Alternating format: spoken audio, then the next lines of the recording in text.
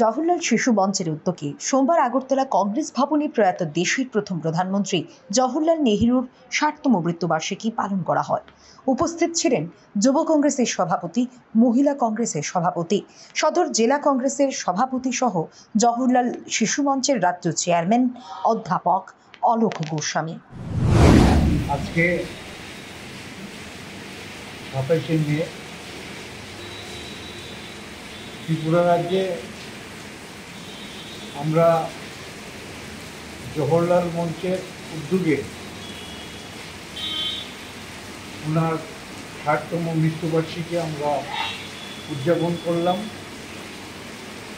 আপনারা জানেন যে সারা ভারতবর্ষে ব্রিটিশ সাম্রাজ্যবাদের হাত থেকে যখন ভারতবর্ষকে স্বাধীনতা এনে দিয়েছিলেন যারা, তাদের মধ্যে আমাদের ভারতবর্ষের রূপকার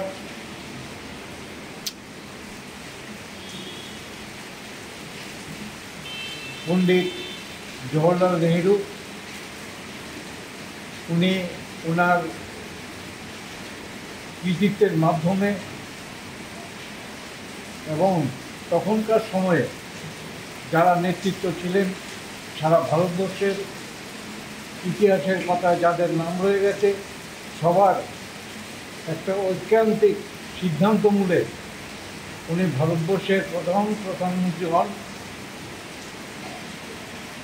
আজকে আমরা একটা জিনিস লক্ষ্য করছি যে ত্রিপুরা রাজ্যে শুধু নয়, সারা ভারতবর্ষের বুকে যারা এই ভারতবর্ষ স্বাধীনতা লাভ করেছিল, স্বাধীনতা এনে দিয়েছিল, ইতিহাসের পাতা থেকে তাদেরকে সরিয়ে দেওয়ার একটা চক্রান্ত চারিদিকে বিজেপি সরকার শুরু করেছেন।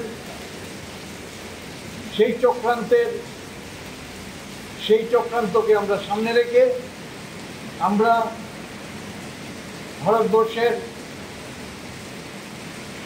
জওহরলাল মঞ্চ, এই জওহরলাল মঞ্চের যিনি নাকি পৃষ্ঠপোষক এবং এই জওহরলাল মঞ্চকে যিনি আমাদের মধ্যে তুলে ধরেছেন, উনি হলেন শ্রদ্ধেয় রাহুল গান্ধী সাহেব।